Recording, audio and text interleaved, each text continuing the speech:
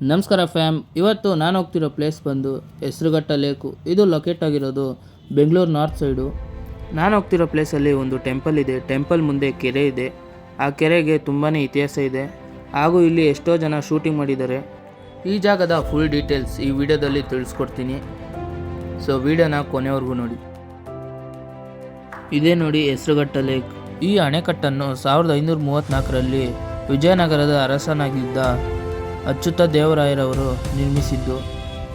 ಈ ಅಣೆಕಟ್ಟನ್ನು ಯಾಕೆ ಇಲ್ಲೇ ನಿರ್ಮಿಸಿದಂದರೆ, ನಂದಿ ಬೆಟ್ಟದಿಂದ ಇಲ್ಲಿಯವರೆಗೂ ಸುಮಾರು ಕೆರೆಗಳಿದೆ.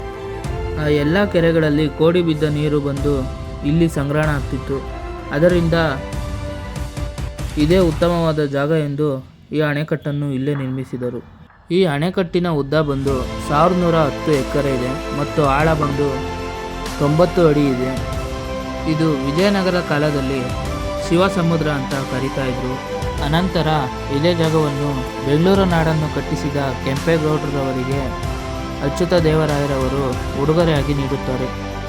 ಅಚ್ಯುತ ದೇವರಾಯರವರ ಕಾಲ ಆದಮೇಲೆ 200 ವರ್ಷಗಳ ನಂತರ ಮೈಸೂರಿನ ಹೈದರಾಲಿ ಹಾಗೂ ಟಿಪ್ಪು ಸುಲ್ತಾನ್ ಕಾಲದಲ್ಲಿ ಇದನ್ನು ಹೆಸರುಘಟ್ಟ ಅಂತ ಮರು ನಾಮಕರಣ ಮಾಡ್ತಾರೆ. ಆಗಿನ ಕಾಲದಲ್ಲಿ ಈ ನೀರನ್ನು ಜನರು ಕುಡಿಯಲು ಉಪಯೋಗಿಸ್ತಾ ಇದ್ರು.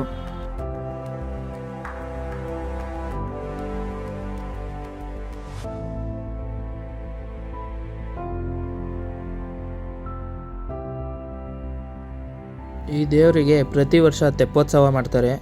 ಅಂದರೆ ತೆಪ್ಪಗಳಲ್ಲಿ ದೇವ್ರನ್ನ ಕೂರಿಸ್ಕೊಂಡು ಮೆರವಣಿಗೆ ಮಾಡ್ತಾರೆ.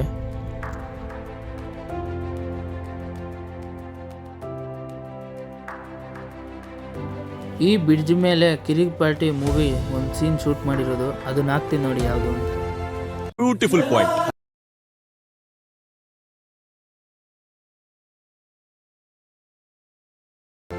ಈ ಬ್ರಿಡ್ಜ್ ಒಳಗೆ ಮೊದಲು ಬಿಡ್ತಾ ಇದ್ರು, ಆದರೆ ಈಗ ತುಂಬ ಹಳೇದಾಗಿರೋದ್ರಿಂದ ಯಾರನ್ನೂ ಒಳಗೆ ಬಿಡ್ತಾ ಇಲ್ಲ.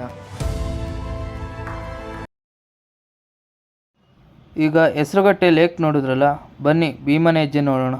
ಹೆಸರುಘಟ್ಟೆಯಿಂದ ಭೀಮನ ಹೆಜ್ಜೆಗೆ 3 ಕಿಲೋಮೀಟ್ರು. ಇದೇ ಭೀಮನ ಹೆಜ್ಜೆ. ಇಲ್ಲೆಲ್ಲ ಬಸವನಗುಡಿ ಅಂತಾರೆ, ಬಟ್ ಇದನ್ನು ಕರೆಯೋದು ಭೀಮನ ಹೆಜ್ಜೆ ಅಂತಲೇ.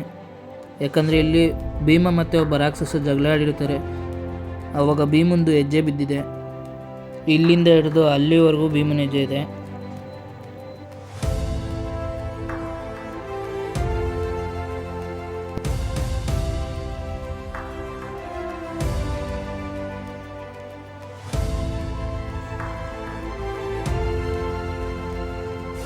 ಇವತ್ತಿನ ವಿಡಿಯೋ ನಾನು ಇಲ್ಲಿಗೆ ಎಂಡ್ ಮಾಡ್ತಾ ಇದ್ದೀನಿ ಫ್ರೆಂಡ್ಸ್.